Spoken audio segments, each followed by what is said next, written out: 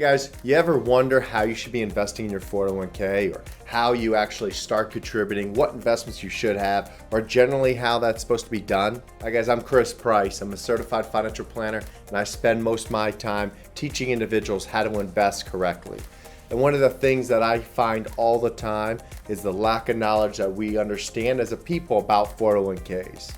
I honestly think it's because most people feel they should already know, because 401ks are the most used retirement account in this country. So I feel like most of us feel like we should already know it. But that's okay if we don't. Let's kind of start talking about the basics.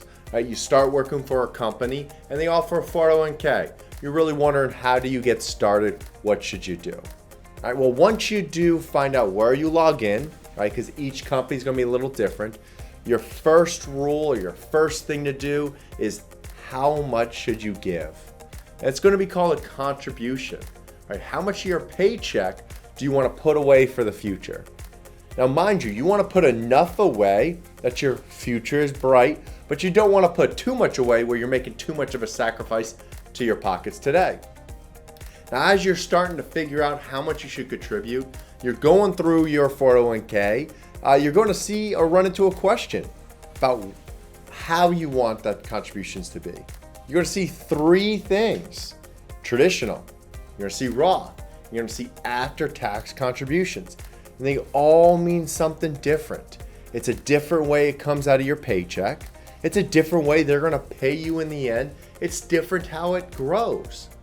The one similarity it has, though, is it only has to do with taxes. How is this money going to be taxed? A traditional, it's tax deducted, or it comes out of your paycheck before tax, pre-tax. Meaning, when you see those withholdings of how much money the government took from your paycheck, they took it out before they made that calculation. Second one we talked about was Roth.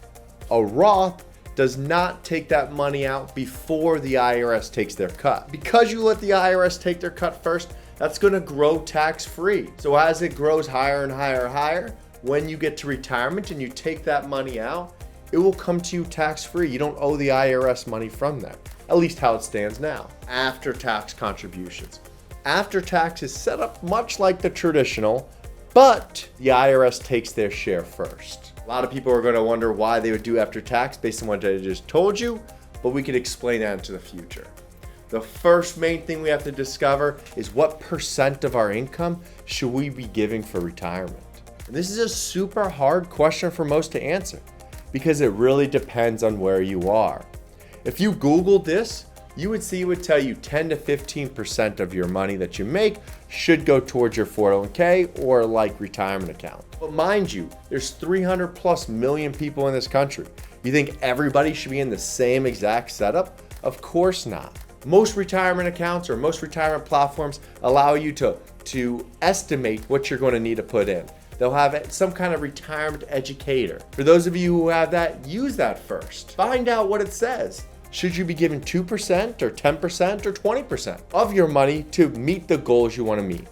If you don't have that available to you, talk to a financial professional. Make sure or ask them those questions of, hey, should I be giving 2%, 10%, 20%? Should I be increasing my contributions every year? Let them understand who you are to help them show you who you should be. So that's your first thing you're gonna have to do. You have to figure out how much you wanna give from your paycheck. And then you gotta figure out that one question that they're gonna ask you.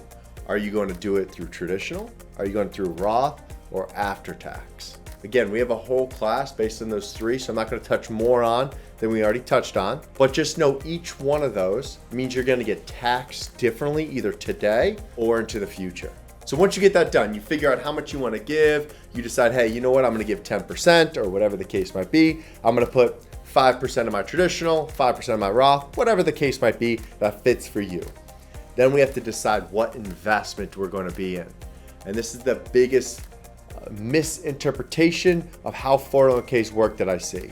When I talk to a lot of people and they ask, hey, my 401k makes X, what does yours make? Or whatever the case might be. We believe that the 401k is what makes us the money or loses us the money. That's not the case. Every single 401k has different investments you could choose from. Think of it like a lineup, a menu. And in that menu, you could choose what you want. What you want determines how much it grows, how much it shrinks. Is it promised, like a fixed account? Is it very risky? Now, most of you, or most everyone, don't really know, okay, well, which investment should I pick? Which one's right for me? Heck, a lot of you individuals are gonna say, I don't wanna do this all the time. I don't wanna watch what goes on in the market. I don't wanna have to make changes. So majority of 401ks come with what we like to call target date funds. Now these target date funds, you're going to know them when you look in your 401k because they're the ones that are going to have a date at the end. Now they could be called something different. Target date, retirement date, lifestyles fund. They could be named differently based on what your 401k has, but the dates will be the same. So you might see one that says like retirement date 2030 or target date 2030 or lifestyles date 2030. Or you might see when it says 2040, 2050, right? You're gonna see that date. Now that date is supposed to line up what's closest to your retirement. And the reason is the old analogy that we all have heard. The younger you are, the more aggressive, the more risk you should have. The older you are, the less risk you should have. These funds with those dates try to do that for you. But a little aha moment you gotta think about, or you do have to look into, is the lifestyle or target dates in your 401k to retirement or through retirement. That's going to get too complex. We're not going to have that into this class. That particular portion is how do I pick the investments? If I don't know which investment to pick, those are a good place to start. May not be right for everybody, but a good place to start. So we have a kind of understanding of how 401ks or what we need to do for our 401k. We need to figure out how we're going to contribute, what we're going to contribute, what we're going to invest in. And then the next step, which everybody should make sure they do, is add your beneficiaries and keep them up to date. Can't tell you how many times I've sat down with an individual, a family, husband and wife, whatever the case might be, and the beneficiaries on their retirement account was either nobody or somebody who's not in their life anymore. Heck, nothing says worse to the loved ones that you have than, God forbid, you were to pass and all that money you've saved, every paycheck, goes to somebody else. So make sure you have that beneficiaries up to date. Hey, I want to thank everyone for the time they took today. That's a little bit on how you invest into a 401k. What are some of the basic steps you need to know? For those of you who like these short little presentations, they're supposed to be quick, easy, and simplistic, let us know. Like, subscribe, share, all that good fun stuff you hear about from everybody. Have a great day.